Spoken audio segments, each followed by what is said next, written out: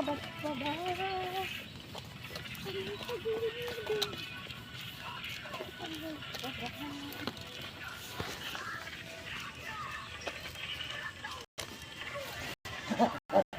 Saka nakakita siguro ako kayo nanonood. Nanonood ng video. Nanonood ng movie. Nanonood maraming load. Kaya kamula kanina yan. Yung lumakad kami, nanonood na yan. May load siya. Sabi May nila load siya. pakapay na dali. Parang may sariling wifi eh. Siguro pagdating ng panahon, pati yung mga internet, pwede mo na i-charge sa cellphone. Gano'n na siguro. Pwede mo na i-charge.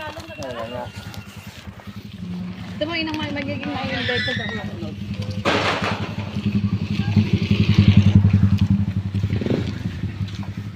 Pati yung wifi, pwede mo na i-charge.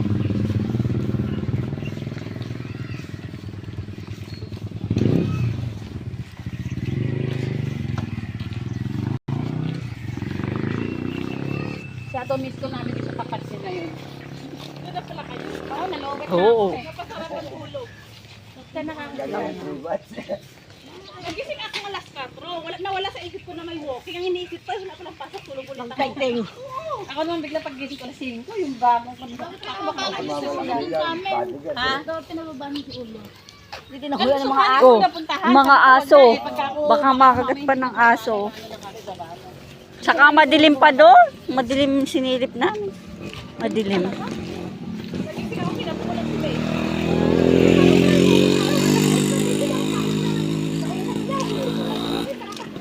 Sabi ko nga, yan, yung dalawa ni Ann, kahit sila lang dalawa, nagwo-walking nga kayo.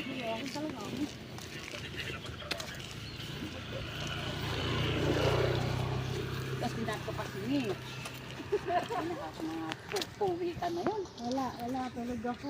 Ito, ikaw yung nahuli ka rin. Wala kami lang dalawa. Okay. Hindi din makakasama. Ano sa vlog ito, bagong bahay namin. Kaya kita na may ari. Bang nag-selfie eh, nanunood. Oo, mula kanina nga yan. Nagkakating kami. Butit hindi nga nadadapa eh. Baka pinapanood pa na. Walking siya ng mall, marami nga in-load. Nanonood siya mula kanina. Nagpapatugtog pa. May hinto lang siya pag nagpipicture kami. Hindi yung ikaw lang, maglagay ka din sa ulo, tapos yung cellphone pa nun, para kami lahat nakapanood. Doon ka sa unahan.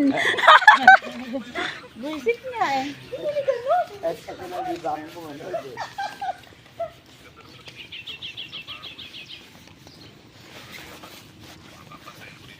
Sarap wala silang bili ng school na rin.